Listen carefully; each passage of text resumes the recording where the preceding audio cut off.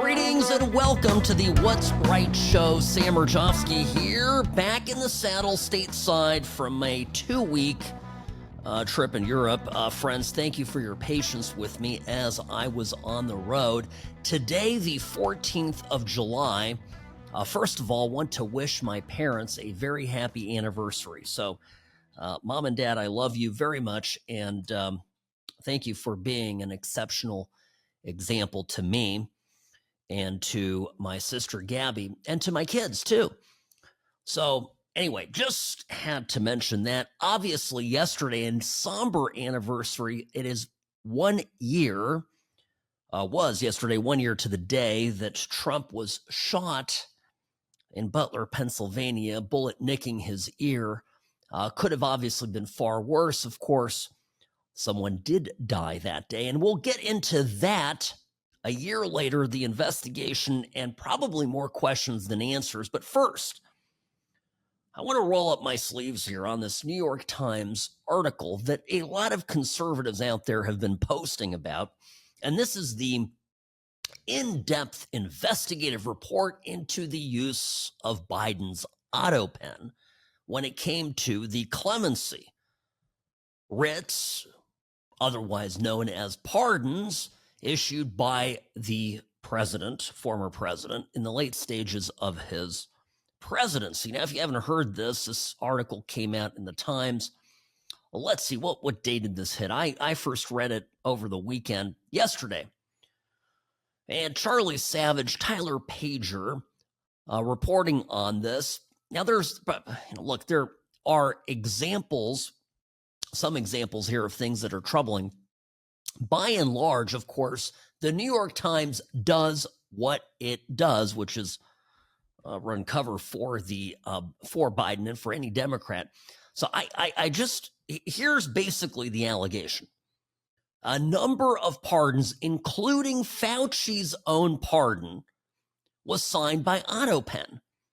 And a fairly low-level aide was in charge of running the machine, and her direction, apparently, the direction to get Fauci's pardon signed, for example, came from another higher-level aide and not directly from the president.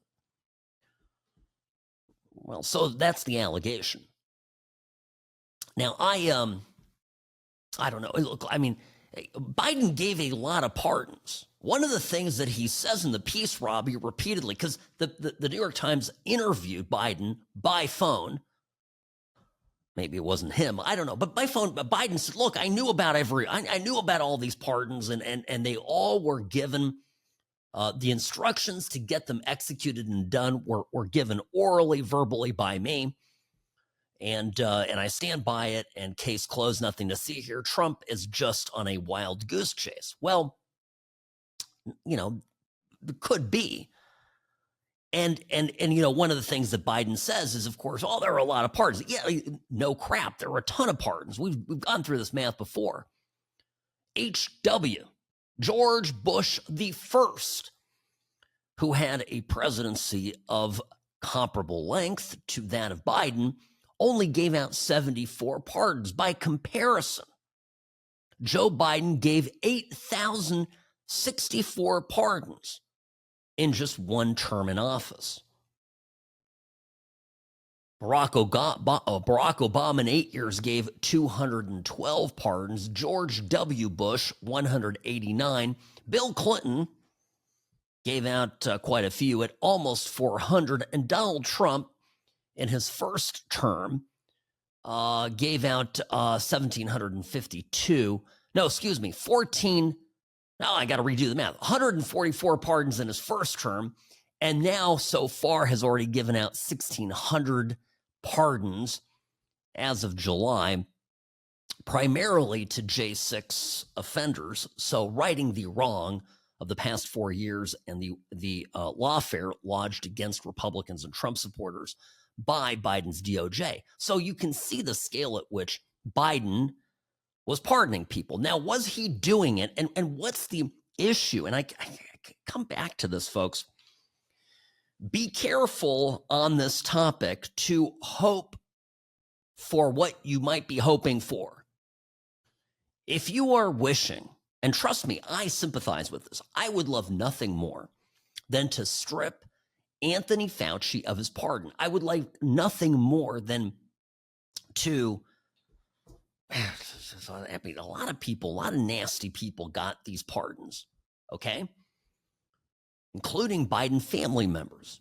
James Biden, who was one of the chief bagmen for the Biden crime family syndicate, working very closely with Hunter. But there's a lot of bad actors that got these pardons. My point is, though, as badly as I would want these pardons to be eliminated, there's a risk to the power of the presidency. And we Republicans, we conservatives, we are common sense people, right? We are smart. The other side, they do the knee-jerk stuff. And my point is, I don't want to erode the power of the presidency because it could be used against us in the future. Let's think about this for a minute. One of the features of the presidency is executive privilege. Generally speaking, the decision-making of the presidency between the president and his staff are completely confidential and off limits. And remember Biden? His administration pushed to strip Trump in his first term in office, strip Trump and his administration of those protections. Now it could end up biting Biden in the butt, right? But it was the reason the judges were allowing it, and ultimately the Supreme Court slapped it down, is that the power of the presidency is very strong, the way it was designed by our founders. They did not want courts and even, frankly, the legislature to pry too much into the inner workings of the executive branch. It's part of our system that works really well. Now, you're probably thinking at this point, I'm thinking it too, well, it's obvious to us that this was a criminal enterprise. It's kind of funny, right, or interesting that the only Biden pardon, I think, that was signed by hand, by Biden's own hand, not the Autopen, was his son's. Hunter Biden's pardon bears a signature that is a little shaky and looks to be authentically Biden's. The rest of them were run through the machine. Now, you could say, well, I guess Biden really cared about that one pardon. And it could very well be that Biden was just sitting there and drooling from the corner of his mouth and was, his aides were running these pardons through. But the risk of going in and breaking executive privilege, which the courts may not even allow, I mean, don't be surprised if even conservative justices, if this case ever were to get up into the courts, even conservative justices on the Supreme Court, I wouldn't be surprised, even if Alito, for example, were to vote for or to support the side that protects these pardons and protects Biden, not because they like Biden, not because Biden and the people around him did everything correctly, but because the executive privilege that the president enjoys is sacrosanct. Remember when, and the Democrats have been baying about this for years, about how we're in a constitutional crisis. Everything having to do with Trump is always a constitutional crisis. I think that this stunt that the Democrats pulled by propping up, half dead Joe Biden, and essentially running the government with someone there who did not have his faculties, is the greatest constitutional crisis that our country faces. How do you go back, practically speaking, how do you go back and undo executive orders by an executive who didn't make the decision in the first place?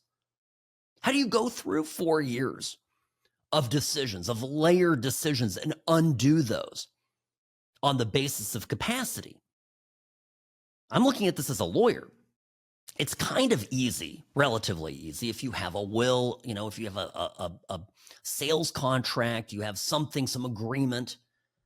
that's memorialized in a writing, and you prove that the party that signed it, one of the parties that signed it, is non compos mentis, is just not, doesn't have the faculties to enter into a contract. And you can undo the agreement. You can say, well, that transfer of property wasn't valid, or that will that was signed is not valid.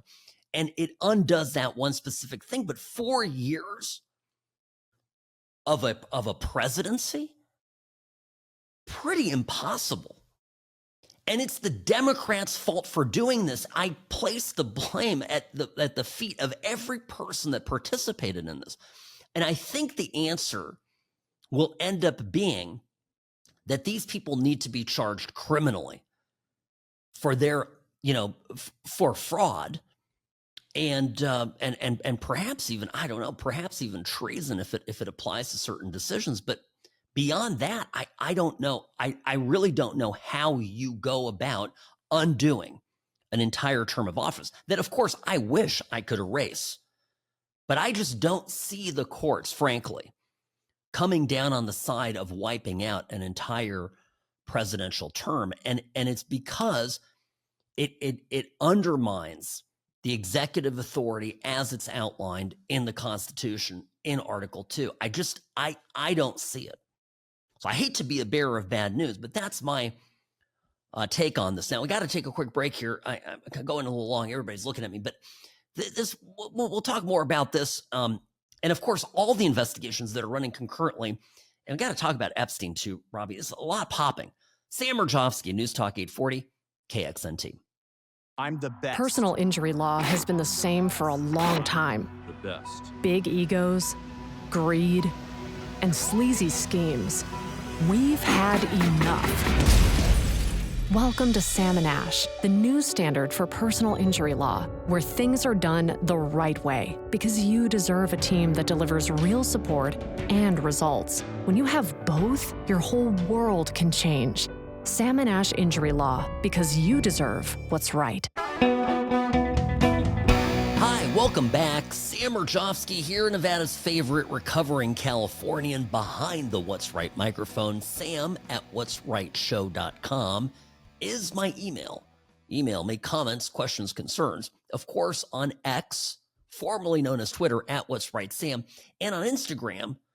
Those of you who have Instagram, find me there, also at What's Right Sam. I just posted a little note this morning about Vera, my daughter, who was 13 and 14, kind of turned, had a birthday in the past year as she was abroad in the Czech Republic. We've now brought her home, and I'm just so proud of her. I would have done it, of course, if I had, my parents had told me I needed to go for a year to Europe. I would have done it at 13, but it's a challenge to be away from your parents and away from your friends and in a completely different environment for 11 months. So she did it. She did great in school. She learned a little bit of Czech and successfully navigated city life, which is important. By the way, I don't know if I didn't mention this, Robbie. I ran into, it's unbelievable. I'm at my hotel in the Czech Republic, and my younger daughter, says, "Hey, that girl looks just like one of my friends at school. It just looks just like her." And I'm like, "Well, maybe it is your friend." She says, "No, Dad, stop. You're being silly." And she looks back over there and she goes, "Oh my gosh, that's my friend from school," and just like runs over and says hi. And it's surreal. This family from Vegas is literally in Prague at the same time as us and at our hotel. So small world, I tell you. Anyway, speaking of small world, it's the story I'm telling you, this Autopen story, it's going to get ugly. And the central figure in all of this was Biden's chief of staff, a guy named Zients. And the New York Times article that came out yesterday, I was talking about just a second ago here on the program, the article gets into this part where it talks about the Autopen, and for example, one of the pardons that included Fauci's, the batch of pardons, apparently had, well, there was an email sent by a junior aide up to Biden's chief of staff, and Biden's chief of staff responded within 3 minutes, yeah, these are good to go. And I've seen a lot of people out there rightly get fired up about this. There's probably no chance in heck that Biden's chief of staff in 3 minutes ran all those pardons by the boss, by the big man. It's not possible. I think the article says, it doesn't mention how many were in that batch, but the implication was that it was enough to warrant the use of the Autopen. And so Zients, Biden's chief of staff, replies to the gal that's operating, has, authority over the machine, says, yeah, these are good to go. And so she then takes them and prints them and feeds them through the machine that, scribbles the president's name on it. So this is, but by the way, June 3rd, at the White House, Trump is now president, of course, and it was Peter Doocy asks about the Biden era Autopens, if they're in fact legitimate. And this, this is what he asks. He brings up of course, the one pardon that was signed apparently by Biden's own hand. If you look at the last name, it almost looks like the president was having a hard time spelling his last name there. Is this White House of the opinion that the only pardon that would count is one that the president signed himself? It's very interesting. Very interesting props. If you want to bring them to my office later so I can take a closer look, I would like to do that. The president is making a good point when he discusses the usage of the Autopen. Who was running the country for the past 4 years? Perhaps those documents were signed with the Autopen, something that this, I believe the Department of Justice is looking into. As you saw, Ed Martin made an announcement at the Department of Justice this morning to launch an investigation because the American people deserve answers. Yeah. The pardon he's holding up, of course, is Hunter Biden's pardon. And he says, oh, look, here it looks like the president can't spell his last name. The Biden Autopen signature is very nifty and very clean. Now, the Autopen is used to sign things that, it is. I think this is going to be I've said this consistently, I think this is going to be a very difficult case to prove. All Biden has to say is, and all the aides have to say is, he told me yes. We had his authority.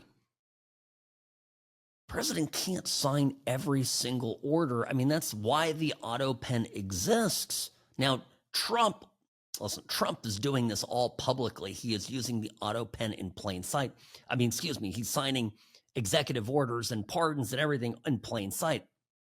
I think because he realizes that at some point he's going to launch an offensive against Biden, and he'll seek to delegitimize the Biden's, various orders, executive orders and pardons, orders of clemency that were issued using the Autopen. But, so he wants his own stuff to be above reproach. Why he's signing stuff publicly. Interesting.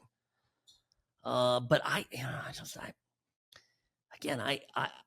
and by the way, there is executive privilege, clear executive privilege that ought to exist for the president of the United States, no matter how much we hate him, that protects the dealings that they have inside of the White House.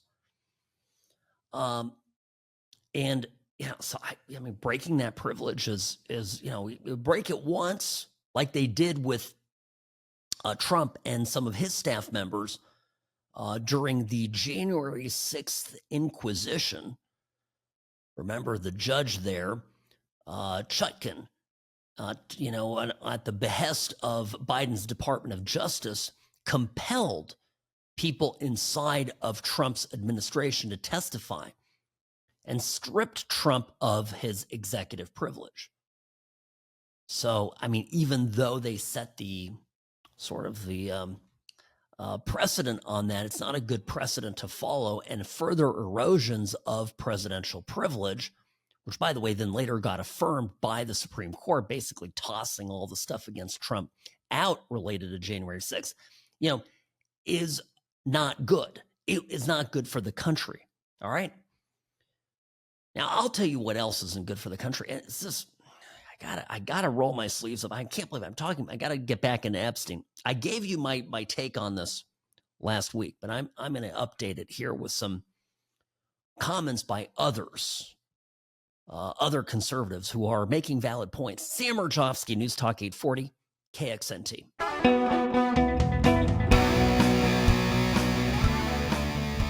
Hi, welcome to the What's Right Show, your place for common sense conservatism, Monday through Friday, 1 to 3 p.m., right here on News Talk 840 KXNT. Sam Mirejovsky, your host, here behind the What's Right microphone. Robbie, how was your weekend? I have not actually touched base with you on this. I'm listen, I am here operating on very little sleep. Yesterday I flew back basically 21 hours door to door, a little bit longer than usual, had a lengthy layover in the middle of the trip. And so I get back, I settle in for the evening, try to keep myself, awake because your body is 9 hours ahead. So you want to sleep basically at 2 in the afternoon. Kept myself awake. And then, I finally get to sleep, whatever. And then I wake up at 2 in the morning because it's 11 a.m. body clock time. So I'm pushing through here. 3 cups of coffee and counting. All right, this hour of the program brought to you by Sam & Ash Injury Law, the only law firm to trust for your personal injury case. Folks, it doesn't matter how minor the accident or how major, you need to get competent legal advice that you can trust. I tell people this all the time. The insurance company, they've got lawyers, they're figuring things out, and they're always going to do things in a way that protects them.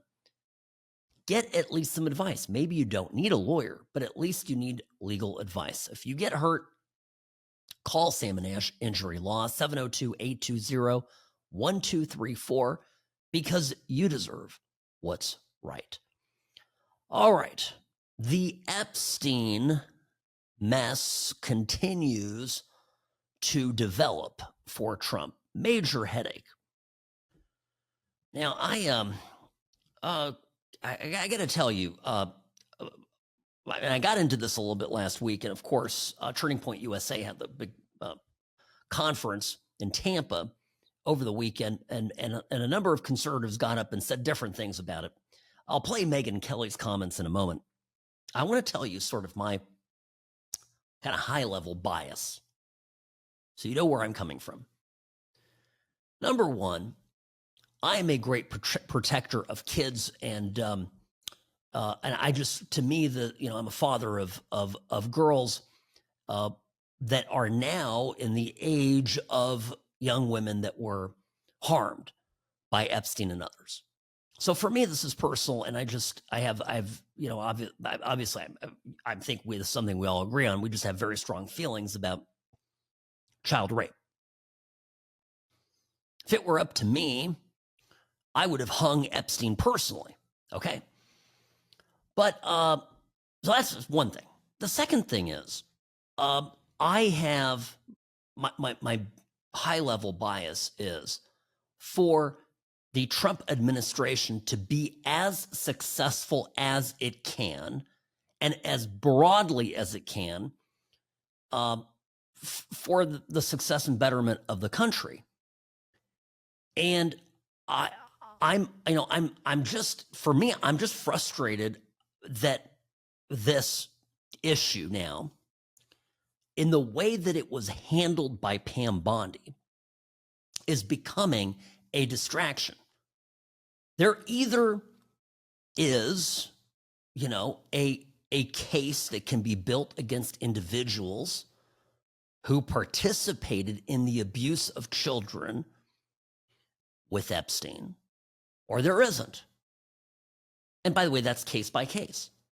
There's either material that you can release or there's not. The way it's been handled and explained is terrible. It's absolutely worthless. It's awful.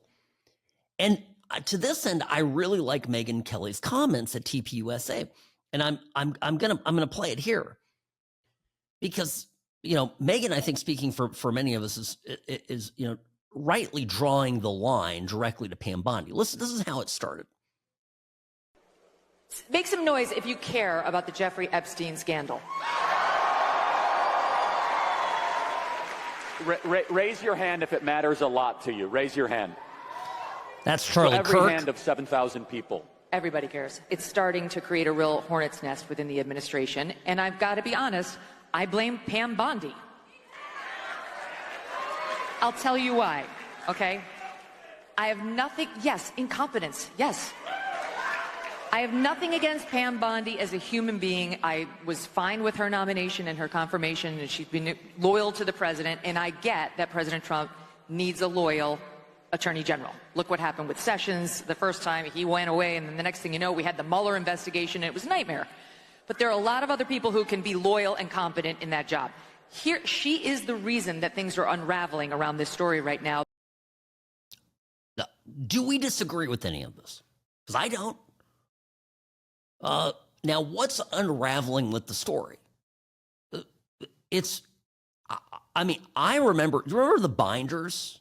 Do you remember when they called all the, Pam Bondi called all the influencers, the conservative media influencers, and they all showed up, dolled up to the White House in their little tight-fitting jackets. All the guys showed up, okay, and they got their binders. It was a photo op.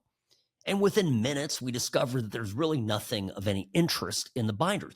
But by the way, side note here, when we talk about Epstein and his client list, his Rolodex, his contact list, essentially, of his friends and associates, his flight logs to, the island and to his various residents, those have been public, largely public for years.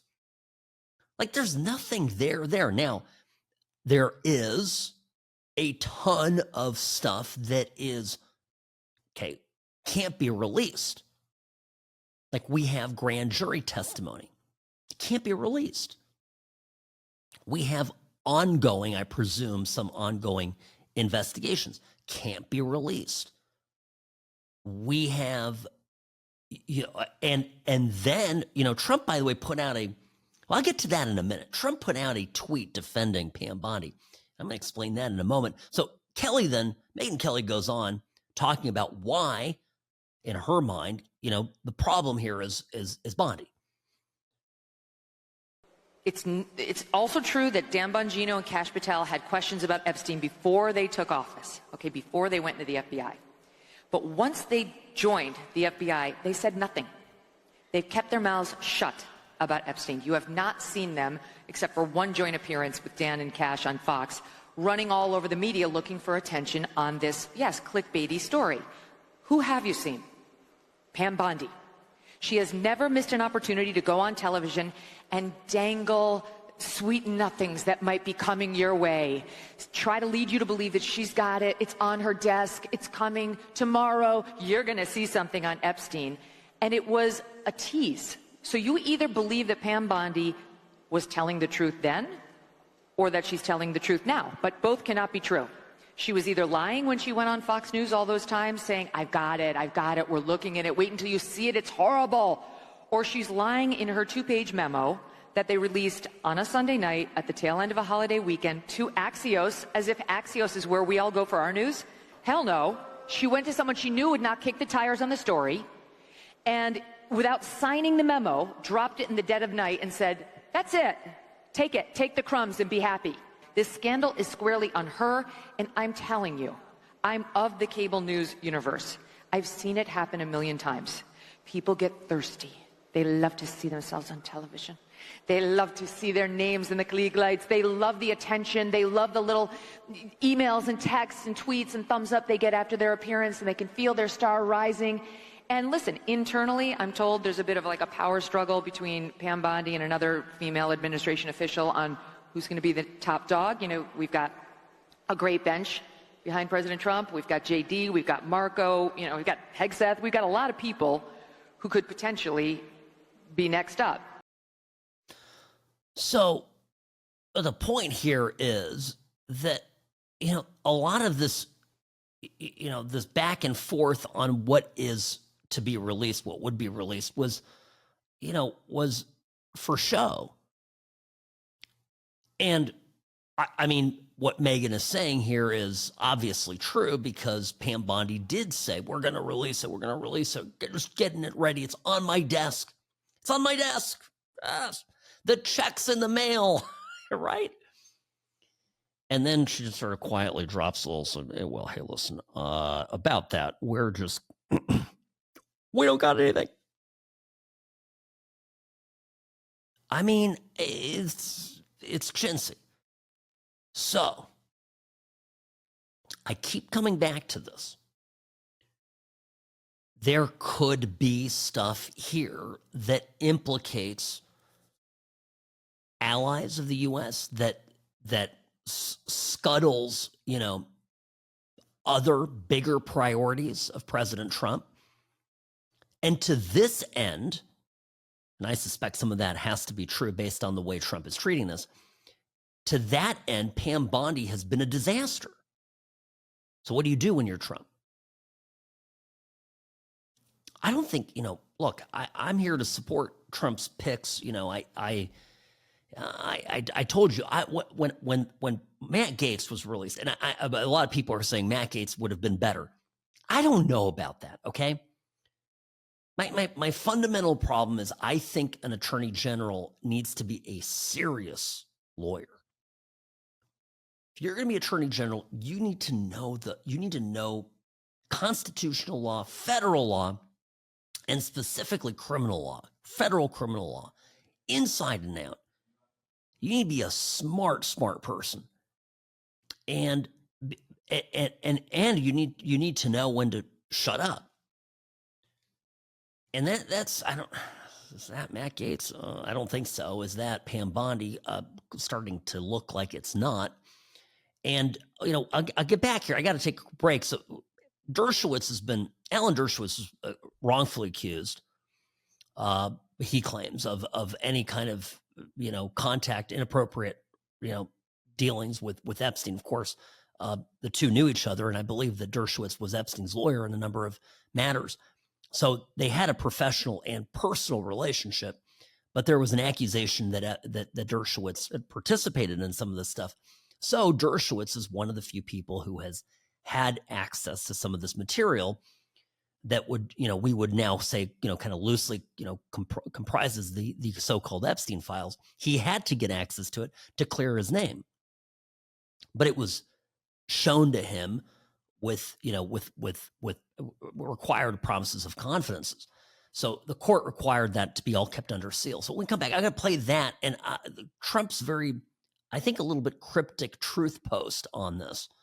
We'll try to make sense of it when we return. Sam Mirejovsky, News Talk 840, KXNT.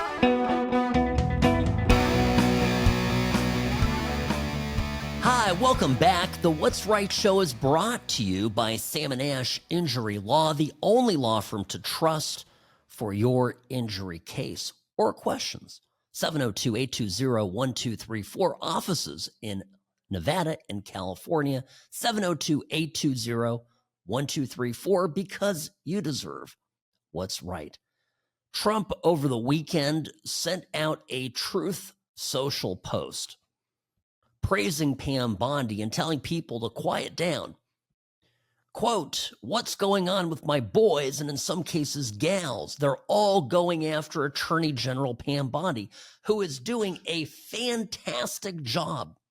Trump went on to write, we're on one team, MAGA. And I don't like what's happening. We have a perfect administration, the talk of the world, and quote unquote selfish people are trying to hurt it all over a guy who never dies, Jeffrey Epstein. For years, it's Epstein over and over again. Why are we giving publicity to files written by Obama, crooked Hillary, Comey, Brennan, and the losers and criminals of the Biden administration who conned the world with the Russia hoax et cetera, goes on to name the 51 intelligence agents and the laptop from hell. So, trying to explain this here. A lot of people are asking me about this. I've gotten your emails. Here's my response. The only position for Trump to take right now is to support his team. It's what you do when you're the boss and you're the leader. Okay, so take his defense of Pam Bondi with a grain of salt. She could be gone next week. Okay, she could be gone tomorrow. Trump's going to defend her today, and tomorrow, and whenever. But again, things can change rapidly. Things might already be in motion to change. I don't know. I'm not going to read the tea leaves there. Now, he seems to claim in this tweet that there are files, but that they're just gibberish and nonsense, and they're political. Okay, I get that. If it's work product of James Comey and of Brennan and of, Merrick Garland, Jack Smith, whatever. I mean, folks, do I have to explain this? If it's brought to you by the deep state that despises Trump, then it's probably, bullcrap. All of it. So the files, as they're referred to, might be nothing more than political ammunition that somebody was hoping to use against Trump. But notice that they never did. They never released these files about Trump. And I'm convinced that if it was, they released a Steele dossier, which was, what was the allegation in that originally? That Trump, had some, prostitutes in Russia pee on a bed that was formerly occupied by Barack Obama. It was a ludicrous story. They printed that. So how ludicrous must these files be, Robbie? If the Democrats ran with the Steele dossier, but then didn't run with this. It's gotta be a clown show. So you've got some BS file that's written by Comey et al. I'm dismissing that. But you do have real evidence somewhere of wrongdoing by people other than, Ghislaine Maxwell, who's sitting in prison for the rest of her life, and Epstein, who, may or may not have hung himself. Okay? That's the sum of things. And one who suggests and supports this is Alan Dershowitz, who, had a relationship with Epstein and was much maligned for it. Here's Dershowitz in his own words, talking about this in an interview. This is Thursday on the Sean Spicer show. Remember Spicer? Oh boy. All right. So here's what Dersh says about it. This concerning.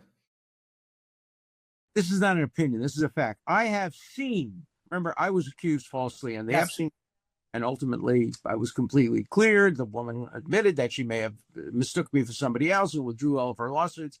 And so from day one, from the day I was accused, I said I want every document out because I knew every document would prove I was innocent. So let me tell you, I know for a fact documents are being suppressed. And they're being suppressed to protect individuals. I know the names of the individuals. I know why they're being suppressed. I know who's suppressing them. But I'm bound by confidentiality from a judge and cases, and I can't disclose what I know. But I hand to God, I know the names of people whose files are being suppressed in order to protect them. And that's wrong. Just out of curiosity, without names, are these politicians, business leaders, both? They're everything. And let me tell you, a lot of them are, at least one of them is somebody who was accused.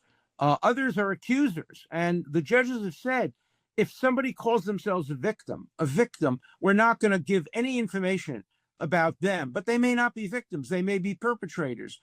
So we don't have information about false accusers. And we know there have been many false accusers who have accused innocent people for money. And those records are being deliberately, willfully suppressed.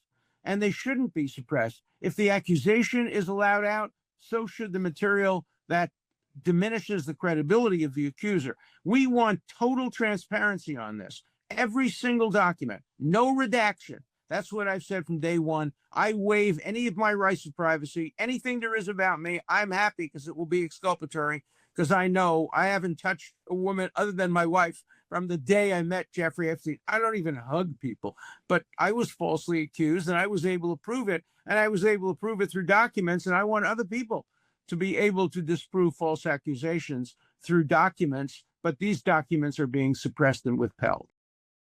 Dershowitz doesn't even hug people, Robbie. Okay. So can I tell you if what Dershowitz is saying is correct? I don't know. We have a whole bunch of corrupt judges in this country who are all POSs. We know this, yes. Okay, anybody been paying attention? Who are individually and collectively putting all of this material under court-ordered seal, and there's really not much you can do about that. And that includes Pam Bondi. So now we're back to the original point, which is, what the hell was she doing saying, I got this on my desk, it's on my desk. It's not even on her desk. It's on her desk. It couldn't have been. What's on her desk are gibberish writings by, clowns who hate Trump and who frankly have lost credibility with me by function of their past actions. I got to take a break. It's top of the hour. Be back right after this. Sam Mirejovsky, News Talk 840 KXNT.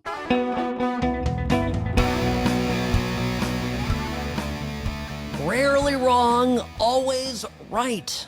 Sam Mirejovsky here behind the What's Right microphone. Greetings, friends. Welcome to the program. Good to be back in the country in the good old US of A. At What's Right Sam on Twitter, now referred to as X. And of course, at What's Right Sam on Instagram as well. Sam at What's Right Show is my email. All right, now you know how to get in touch with me. So you see this $27.2 billion collected in June by the federal government on tariff revenues alone. It ended up producing a $27 billion federal budget surplus for the month.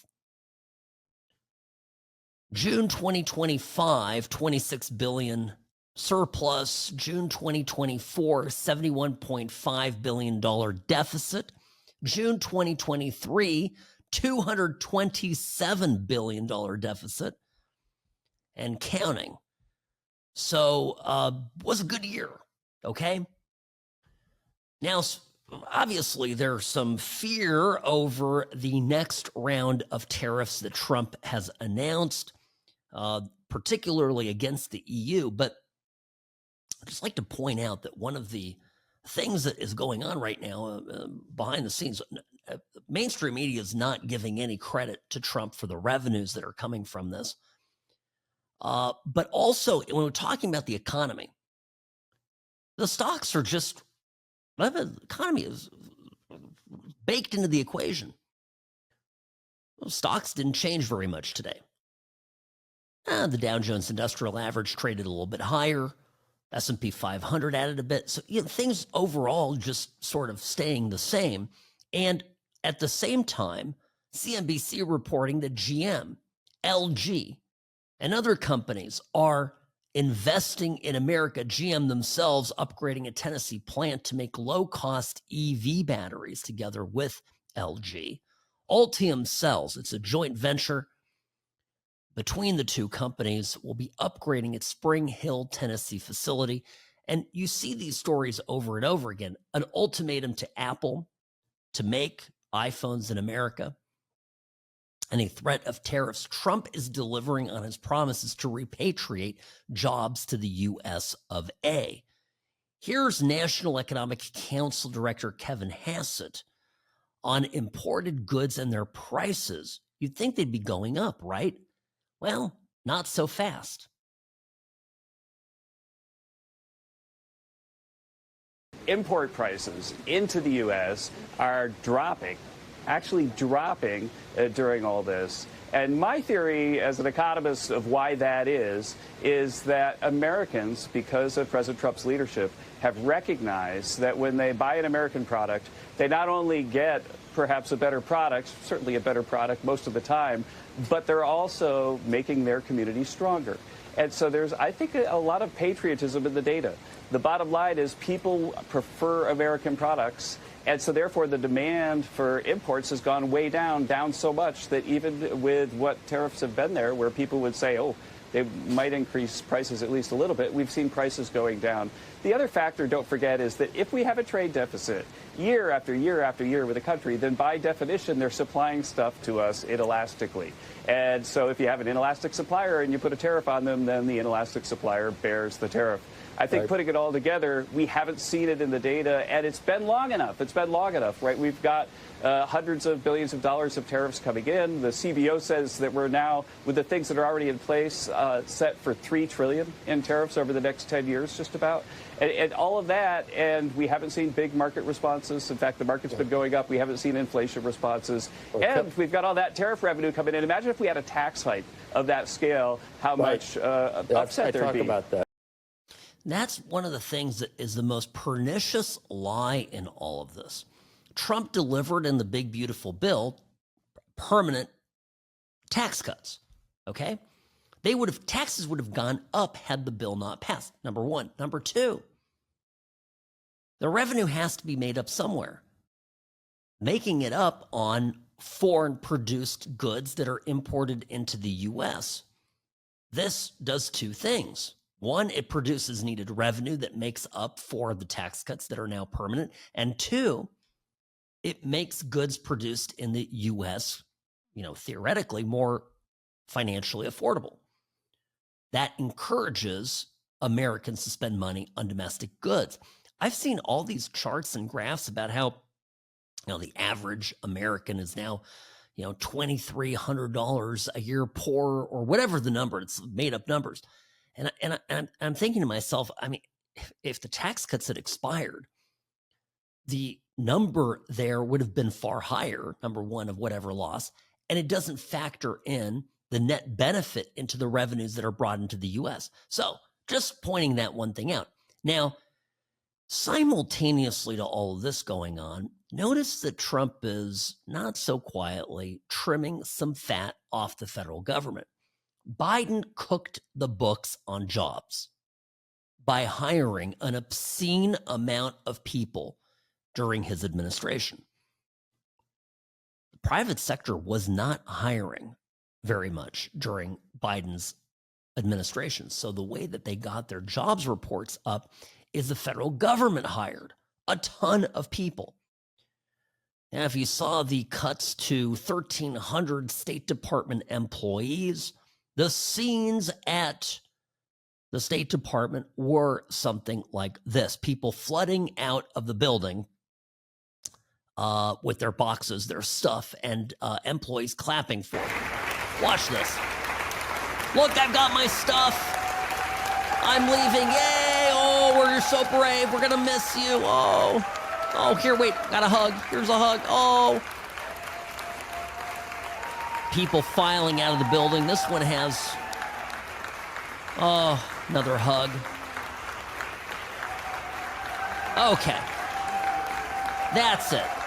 We don't need any more of it, but that's get a taste of what was going on. Now, there are 80,000 State Department employees. 80,000. This Rubio and Trump cut 1,300. And they're screaming like a stuck pig. That's nothing. And I believe they're going to cut a lot more. Now, remember, I think they're cutting them piecemeal in part because these, it makes it a little bit easier based on the judicial rulings for them to sort of, cut them off in waves rather than one giant chunk. So I think this is going to be, I'm hoping it's just the beginning.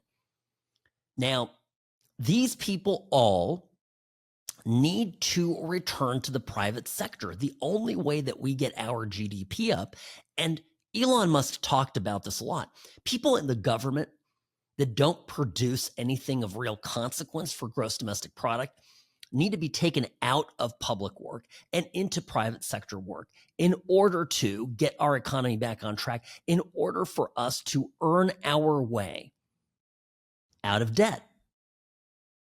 It will be essential for us to right-size the deficit and the debt if we increase per capita GDP.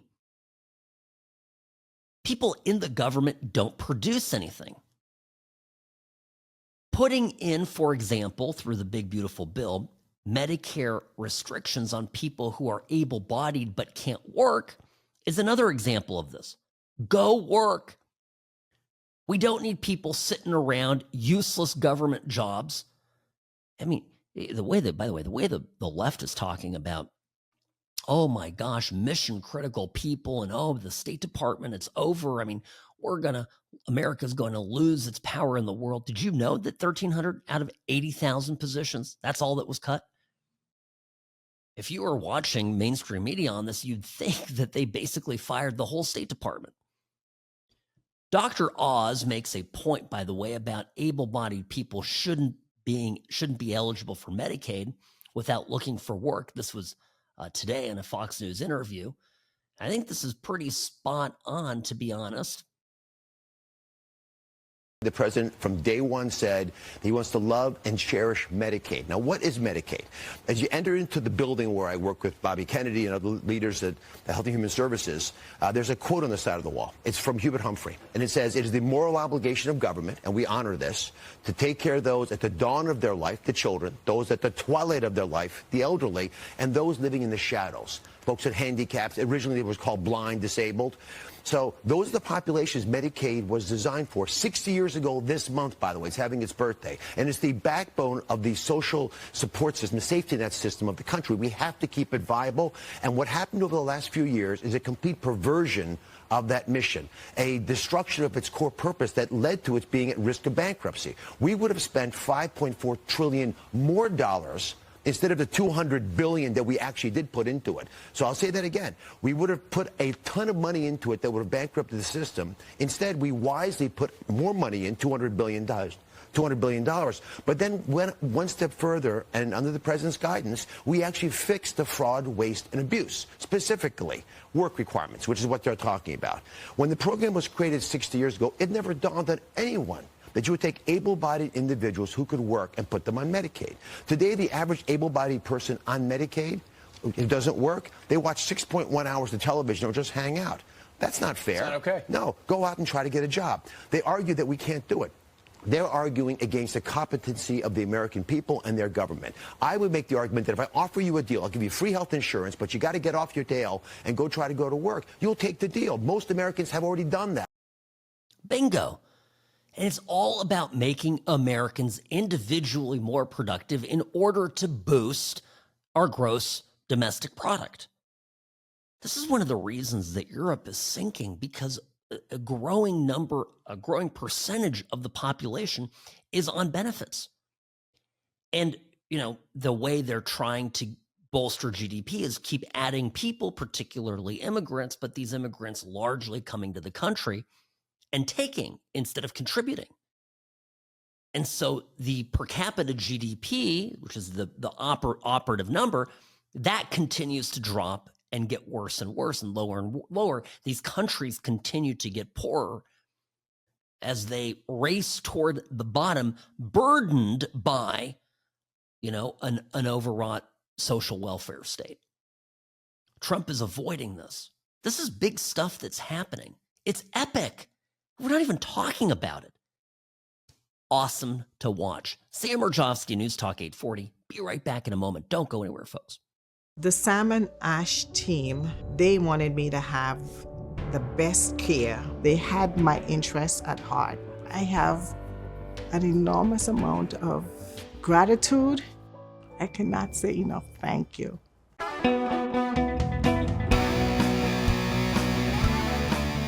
Hi, folks. Welcome back. Sam at what'srightshow.com is my email. Welcome to the What's Right Show, brought to you by Sam and Ash Injury Law. In a crash, call Sam and Ash, 702-820-1037.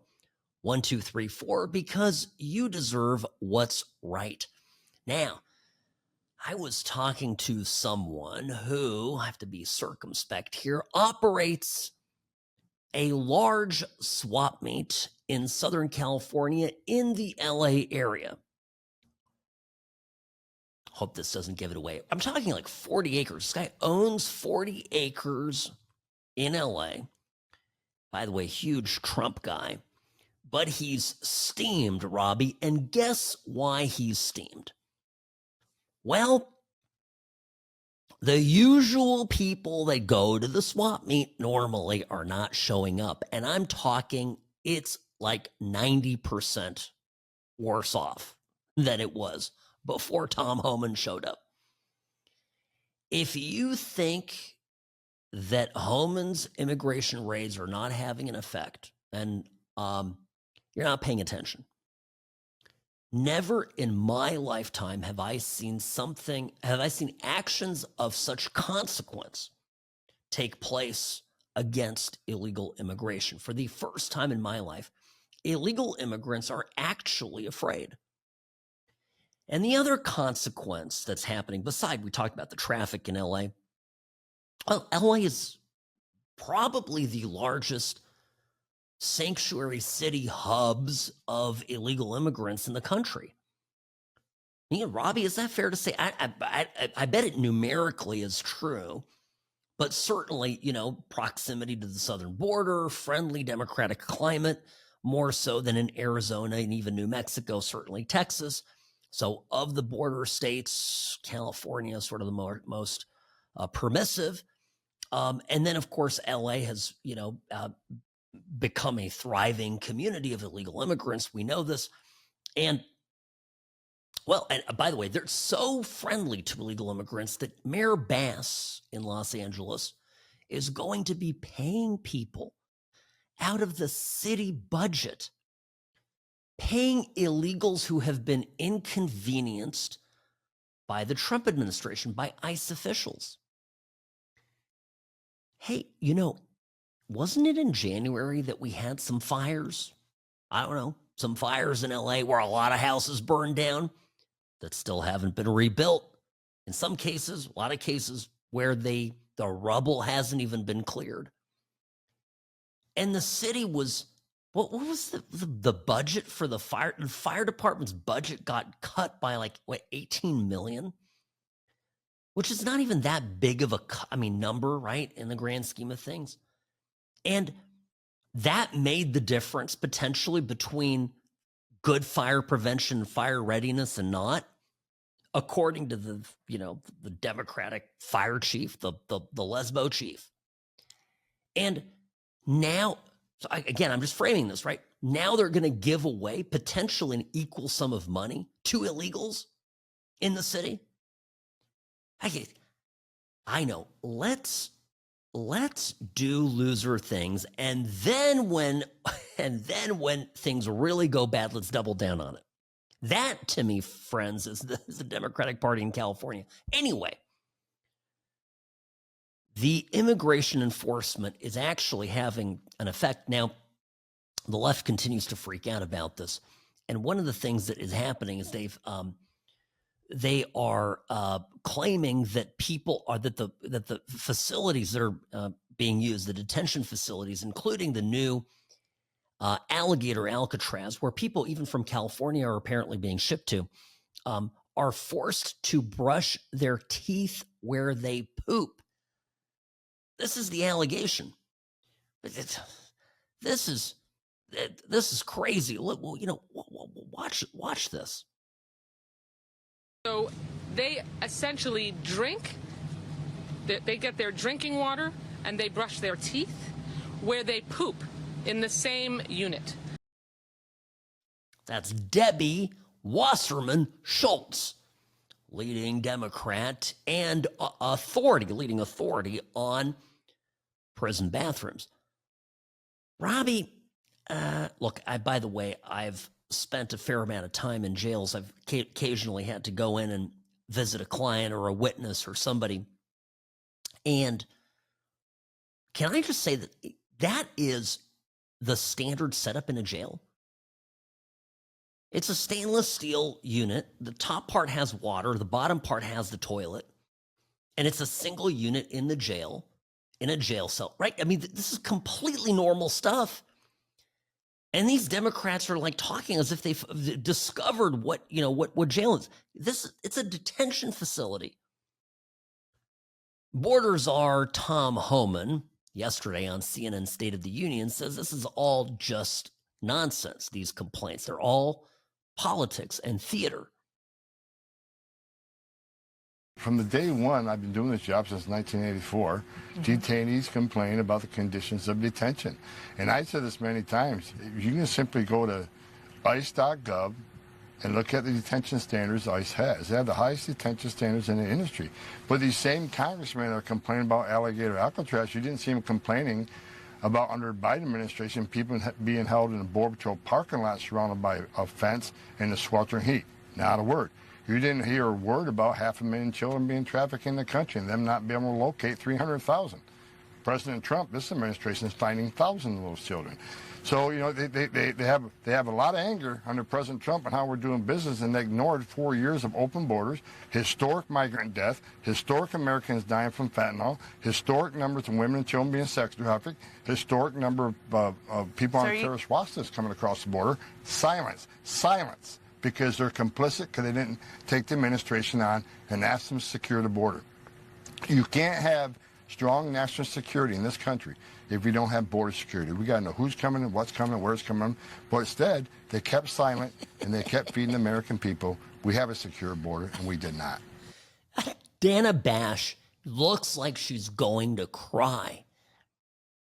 This is only going to get bigger. It's only going to get worse. For the Democrats, all of their feral pets are going bye-bye. And they're stuck crying about it. Sam Mirejovsky, News Talk 840, KXNT.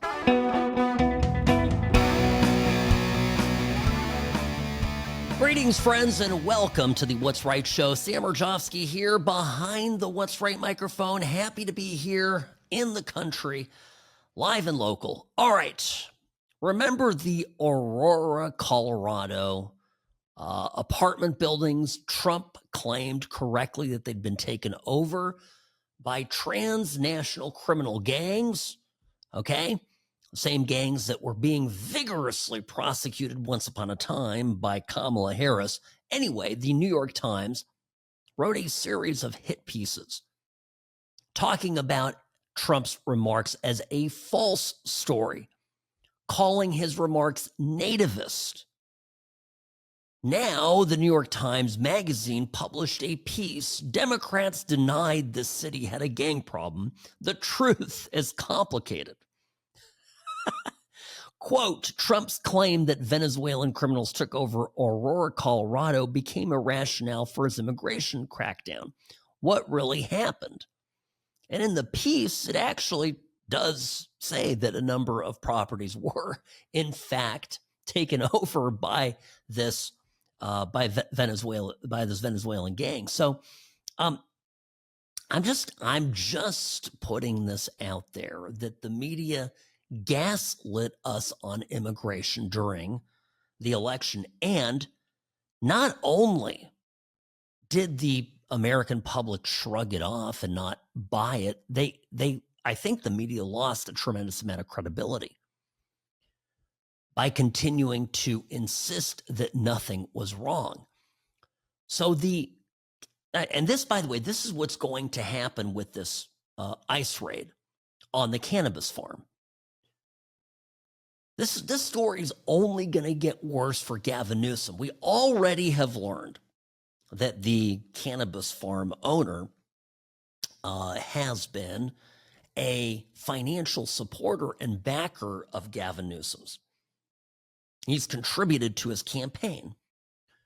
We also know that there were a number of young kids working on the farm and that a total of 14 migrant children were rescued in the operation. One of the youngsters was just 14 years old. Here's the Department of Homeland Security Assistant Secretary for Public Affairs on the illegals apprehended in the raid. This is on Sunday's Fox News. Watch this. In those California raids, particularly disturbing the number of politicians that came out and continue to villainize and attack and demonize our ICE law enforcement officers. At that particular operation, David, at those marijuana facilities, our ICE enforcement officers found 14 children, 10 who were unaccompanied.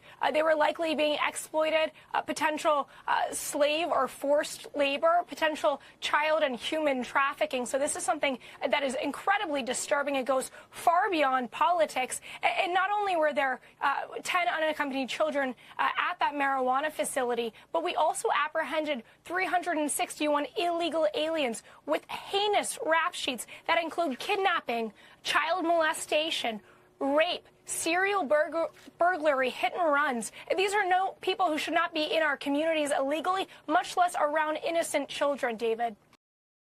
Yeah, by the way, at least one of the folks arrested that day was a child sex predator. Okay? And, you know, look, this guy is a terrible rap sheet. His name is Roman Izquierdo. He was previously convicted of kidnapping, attempted rape, and attempted child molestation. He was deported in 2006, but came back to the country. These are the people that the Democratic Party is fighting to keep in the country. Another illegal immigrant from Mexico, Juan Duarte Velasquez, had a rape and DUI conviction, also arrested on one of the farms. When the feds descended on the fields, even in a Black Hawk helicopter, they were met by more than 500 rioters who attempted to block their sweeps. Remember, Trump has since come out to say, if you interfere with ICE operations, I have ordered people to be arrested on the spot. Noam, by the way, head of the DHS, says that we are always investigating first. The ICE does not just randomly arrest people. And this raid, by the way, looks like it was very organized, and they clearly had targets in mind. This is what Kristi Noem said just the other day. Federal judge in Los Angeles temporarily blocked ICE raids in Southern California, saying that federal agents cannot target people without reasonable suspicion and using factors like skin color, the language that people speak. Will you comply with the judge's order? Absolutely, but we've never done that. We've never done that. What we have always done is built a case and done investigative work in who we go after and who we target. And so this judge is ridiculous in the fact that he put forward a decision like this. We will appeal it and we will win it, because over and over again, when our ICE officers are out there getting the worst of the worst off of our streets, they're using the investigative backgrounds and information that they have from either criminal records or what they have for charges, or individuals who are breaking our federal laws that need to be brought to justice. Yeah, bingo, exactly right. And incidentally, right, as long as they're not doing what the judge is saying you can't do, then they can. I think they can continue in spite of the order. It doesn't really slow anybody down. Now, every time you have one of these arrests, every time that ICE shows up, you always hear from the media how innocent these people are, and they interview some of them. Well, Real America's Voice interviewed during an arrest on one of these illegals that was apprehended, and I am convinced, by the way, this is exactly how you get the stories about, oh, the person was actually legal. Oh, the person wasn't a criminal. They're actually a citizen. They actually have a green card. Oh, my goodness. Listen to how this guy answers questions. All right? Listen. Are you here illegally? I am not here illegally. I am under DACA. What has prevented you from getting your legal status in that 20 I'm years? currently working within my legal status. My legal status, I have updated my application, and I'm waiting for my legal status to change. Okay, so this guy got DACA, okay? Which is deferral for kids that were brought here by their parents. All right, but he hasn't completed his paperwork. Oh, maybe he hasn't completed his paperwork because he's got some criminal problems. It starts getting interesting. Have you committed any crimes? I have some cases pending. You also told me to go back to Honduras, did you not? I said if the judge decides. No. Right before you left the car. You're going to go back. Be a man. Right before right before you left that car, you said go back to Honduras, didn't you? Yeah. And I tell the truth. I don't sit here and lie under a badge, phony badge. Uncooperative the whole time. Uncooperative? I'm not fighting. You guys are chaining me like I'm a dog and I've done nothing. What? Say it. You resisted the whole time. So when your parents came over, you weren't sure if they came illegally or illegally? Yeah, I wasn't sure because I was 5 at the time. Do you know now, though? I know now. My mom, who's my blood, she is under legal process, yes, of becoming a U.S. citizen. No, explain to me right now while the camera's on. It's your immigration stuff. And how did you guys know about that? It's your immigration. Wait, pause the tape. How did you guys know about that stuff? Well, because we're immigration. We checked it out. He's got a criminal rap sheet. He's got criminal cases. He's got, his DACA status. He hasn't filled out his paperwork. He's probably not been able to because he's got these criminal cases. And now he got apprehended. Now he's going to get sent to Honduras. So, I mean, how did you know about that stuff?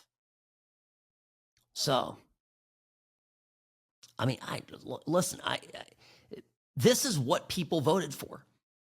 We were done. We were sick and tired of being lied to and abused. By the way, Robbie, you looked at this. What you said, 10 to 20% of LA is estimated to be illegal. And there's at least documented about 10% or so. There's one group that follows this stuff and says it's about that. The Migration Policy Institute, about 951,000 undocumented immigrants in LA. Roughly 9.5% of the count. What is that? Yeah, 9.5%. It's huge. All the social services, all the emergency room care, all of this, God, the car accidents. Trust me, I'm a PI lawyer. I should be despondent over the lack of car accidents that are going to be happening. I'm ecstatic. I am so happy. Lives will be saved because of this. Money will be saved. Standard of living will go up. We got overrun by the third world, and our own government did it to us. And this is why still a majority of the country supports the removal of every single illegal immigrant in the country, regardless of whether they've got a criminal history or not. It's a very unpopular subject for the Democratic Party. But yet, they continue to double down on it. Sam Mirejovsky, News Talk 840, KXNT. The What's Right show will continue in a moment.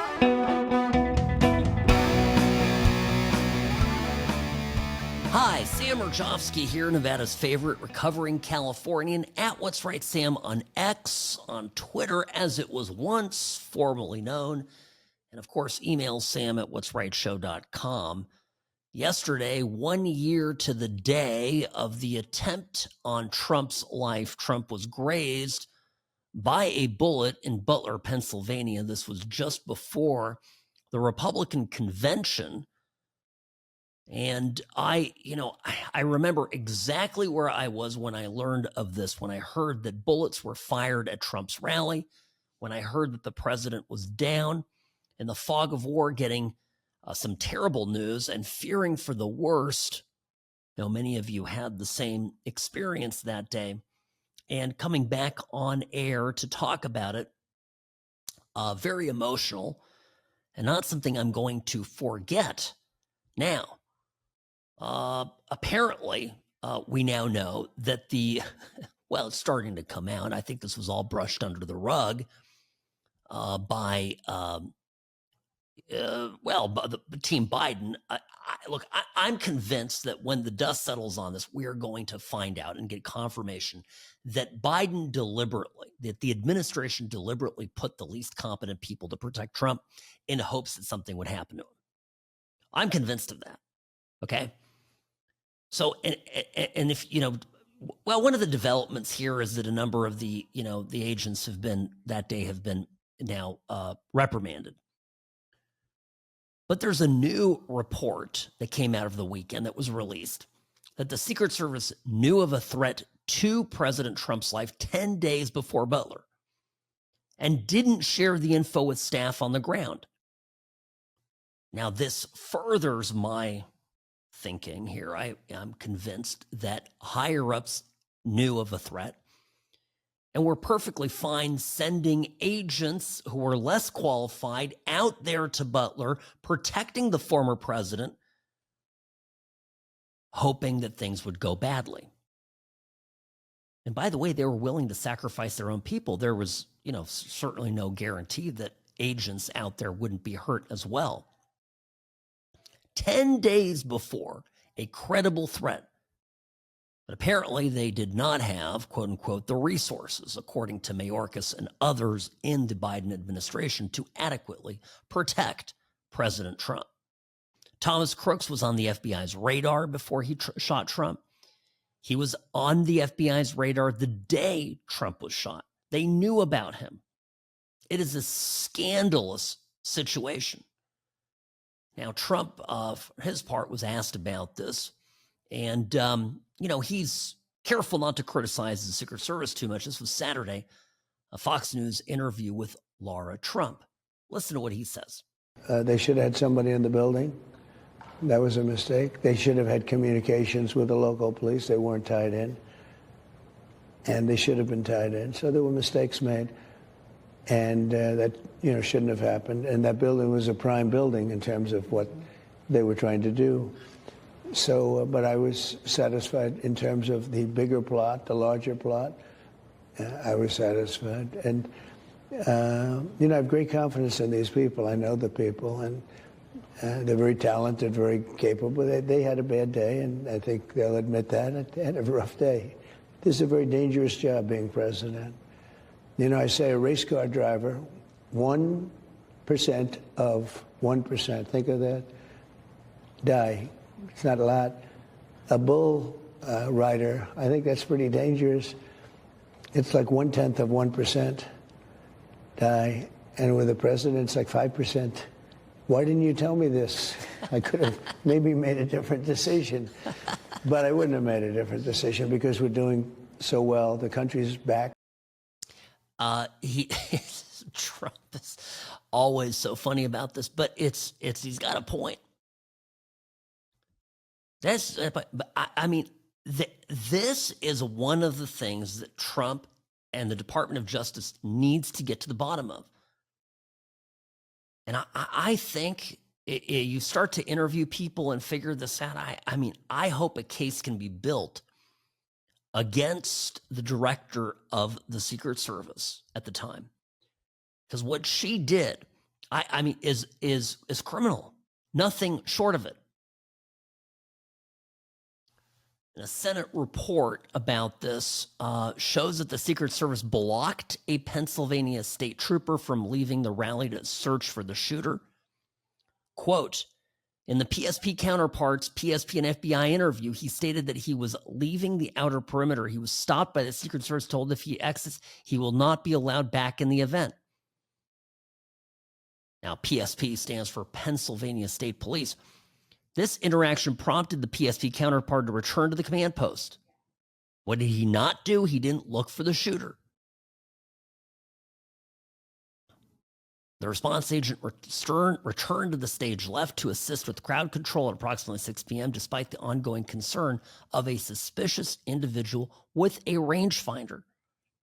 Had a guy climbing a ladder with a gun, with binoculars, everything, the whole 9 yards. And they did nothing about it. In fact, when state police tried to do something, they made their life more difficult. This is just absolutely crazy stuff. So, look, it's just, I think the more that comes out about this, the worse it's going to get. And don't forget, by the way, that the lead agent there that day that was protecting Trump is now the director of the FBI. So anyway, that's the news there. By the way, I know I was going to talk about it, the tariffs against Europe, but Trump also is talking about Putin right now. And, you know, this is very unhappy with Putin, is threatening all sorts of things, hoping to bring Putin to the table to end the Ukraine war. Here's what he said together with Mark Rutte today in the Oval Office. And one of the reasons that you're here today is to hear that we are very unhappy, I am, with Russia. But we'll discuss that maybe a different day. But we're very, very unhappy with them, and we're going to be doing very severe tariffs if we don't have a deal in 50 days. Tariffs at about 100%. You'd call them secondary tariffs. You know what that means. But today we're going to talk about something else. And as you know, we've spent $350 billion approximately on this war with Russia and Ukraine. And would like to see it end. It wasn't my war, it was Biden's war. It's not my war. I'm trying to get you out of it. And we want to see it end. And I'm disappointed in President Putin because I thought we would have had a deal 2 months ago, but it doesn't seem to get there. So based on that, we're going to be doing secondary tariffs if we don't have a deal in 50 days. It's very simple. And they'll be at 100%. And that's the way it is. That can be more simple. It's just the way it is. I hope we don't have to do it. I don't know if tariffs on Russia really make any difference. Russia does not have a large product export economy to the U.S. I mean, it's been embargoed. I don't know you can't even get Russian vodka or caviar anymore here in the U.S. It's practically impossible. So I'm just pointing out, I don't know what these secondary tariffs will do. I think Trump could basically make strong financial disincentives through the State Department against any country that buys Russian oil. That could present a problem. But otherwise, I think that this is pretty empty. Now, you know, pledging to deliver weapons, which he says would be paid for by the European Union, to Ukraine. Now, that could certainly get Russia's attention because that then would prolong the war. And, you know, Putin can't afford to have this thing go on forever. I mean, it's sending, you know, lots of young Russian men into, you know, certain death. And, you know, at the end of the day, this war probably, if it continues much longer, is going to be fought entirely by drones and robotics, but still will result in a loss of life that is a pain and a cost, obviously, pain threshold for both sides. So interesting developments, and I wish Trump the best with this. Got to run, folks. Be back tomorrow. Sam Mirejovsky, News Talk 840, KXNT.